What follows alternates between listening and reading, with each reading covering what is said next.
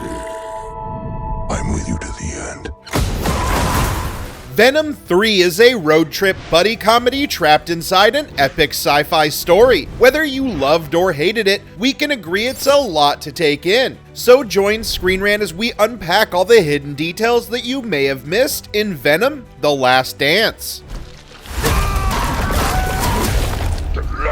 Knull himself, the father of all symbiotes, narrates Venom 3, opening the movie with his backstory. Due to his malevolence, Knull's children betrayed and imprisoned him in the abyss. Only the terrifying xenophages remain at his side. Though the xenophages don't work for Knull in the comics, the film retains their taste for symbiotes. To escape his prison, Knull needs a codex, so Knull sends the xenophages to find the codex, Eddie, and kill every symbiote they encounter.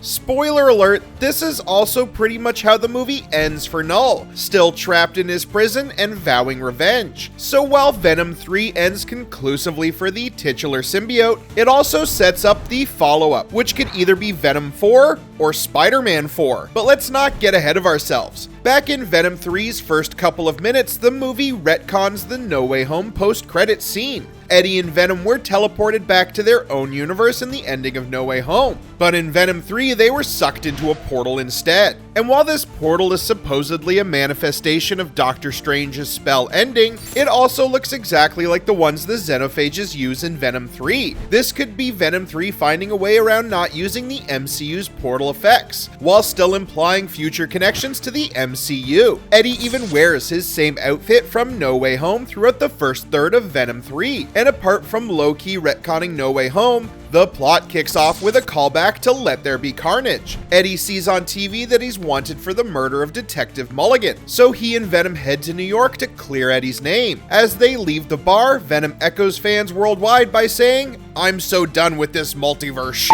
Fittingly, however, Venom leaves a piece of himself at the bar, just like he did in the MCU in No Way Home. But this time, General Rex Strickland collects the wayward piece. He takes the sample underneath the soon-to-be decommissioned Area 51 to Area 55, a secret containment unit for symbiotes. Meanwhile, before leaving Mexico, Eddie and Venom break up a dogfighting ring, the first bit of real action in the movie. After filling his stomach with some bad guys' heads, Venom straps Eddie to the side of a plane to get to New York. Likely a passive-aggressive reaction to Eddie quipping about how Venom can't fly. And there in the air they encounter the xenophage that Knull sent, but they escape by showing off another symbiote trick: Venom parachuting Eddie down to safety. Venom 3 then introduces what could be the franchise's next big anti-hero. According to the backstory of Area 55 head scientist Teddy Payne, her brother dreamed of being an Area 51 scientist when they were kids. However, he was struck by lightning and killed, so she pursued his dream instead. As Payne was holding her brother's hand when the lightning struck, her left arm was left paralyzed. Curiously, Dr. Teddy Payne's name is clearly derived from Marvel Comics' Thaddeus Payne, who similarly became immune to pain from a terrible accident, and also crossed paths with Eddie Brock. However, the backstory of Venom 3's Dr. Payne is more reminiscent of Barry Allen, aka The Flash. In fact, Payne later bonds with a symbiote that looks like Agony from the comics, but has super speed like Toxin. This is important because back in Venom 2, fans assumed that Toxin bonded with Mulligan like in the comics. But while Venom 3 doesn't confirm whether Mulligan's symbiote was indeed Toxin, Detective Mulligan was left for dead by his symbiote after Venom 2. In Area 55, Payne saves Mulligan by bonding him with a different green symbiote. Mulligan's symbiote shares terrible visions. In the future, Knull frees himself and kills everyone. And following the plane scene, Venom warns Eddie about the same as they walk across the desert, with the two also confirming that they have been bonded for a year. Mulligan's symbiote also tells Dr. Payne, Strickland, and Sadie that Knull won't come if the codex is destroyed, so Strickland rushes to kill Eddie. Meanwhile, Venom explains to Eddie that his body carries the codex, which was created when they joined life forces, the first time Venom saved Eddie's life. It's also Venom who explains that the xenophages can detect the codex from anywhere, but only when Eddie fully transforms into Venom. And this is why Venom bonded with a horse. Apart from being really awesome, bonding with a horse allowed Venom to move Eddie faster without drawing a xenophage. And apart from the horse, Venom also becomes a fish and a frog, which happens when Strickland tries and fails to capture Eddie and Venom in the river. Those three animals are the only ones that Venom actually bonds with in Venom 3. Despite the later credits showing many more. Meanwhile, as Strickland secures full control of the Area 55 operation from an unknown shadowy figure, Eddie and Venom continue on their way across the desert, and this is when they meet Reese Ifan's hippie van life family. Ifans played Dr. Kurt Connor, aka the Lizard, in both The Amazing Spider-Man and No Way Home, and many were disappointed that he wasn't the Lizard for Venom 3. However, Ifan's Area 51 obsessed hippie dad actually has a great role in the movie.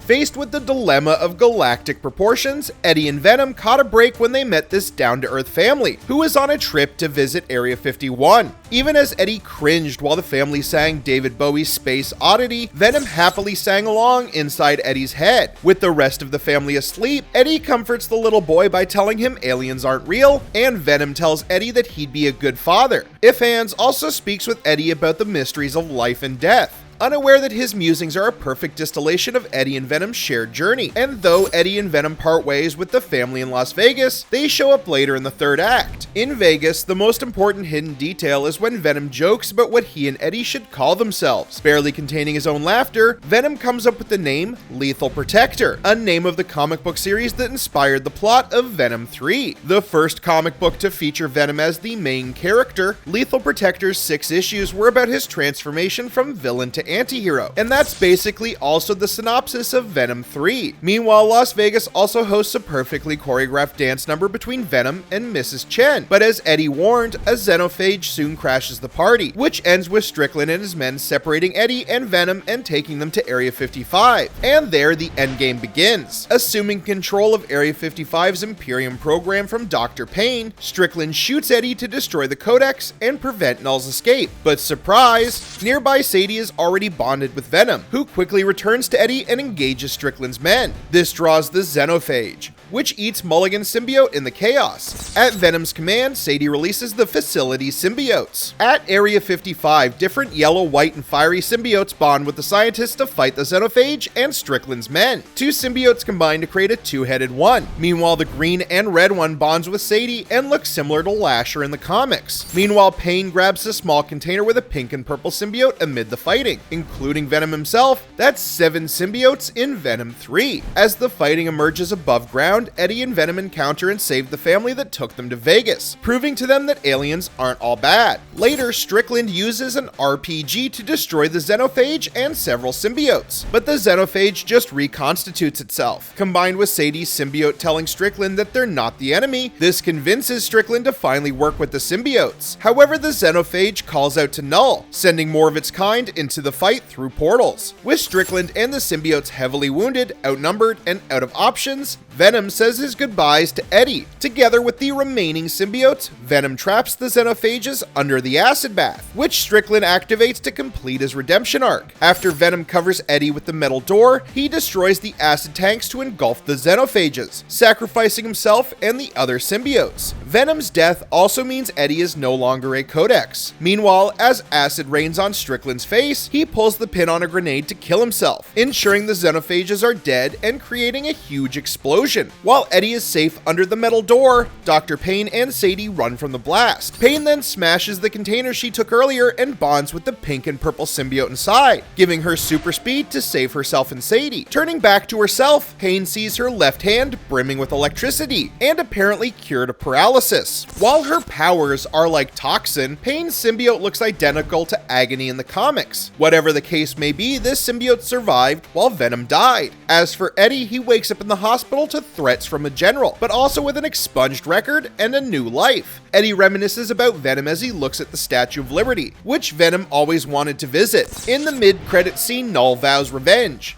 And interestingly, Knull's rant about the King in Black evokes the comic book of the same name, which arguably had the most epic Eddie Brock storyline. And finally, Venom 3's post-credit scene teases a cockroach symbiote. As the bartender emerges from the ruins of Area 55, the camera focuses on a cockroach, which approaches a small broken symbiote container. Indeed, Payne's symbiote may not be the only one that survived, and Venom 3 may not have revealed all of Area 55's secrets. In fact, the end credits montage features symbiote versions of a cat, eagle, bat, kangaroo, octopus, dog, turtle, lion, penguin, orca, crocodile, and elephant. As none of these appear in Venom 3, they could be foreshadowing the state of the Nevada desert post-Area 55 in Venom 4. Are there any other hidden details that we missed? Thank you for watching Screen Rant, and stay tuned for more movie news.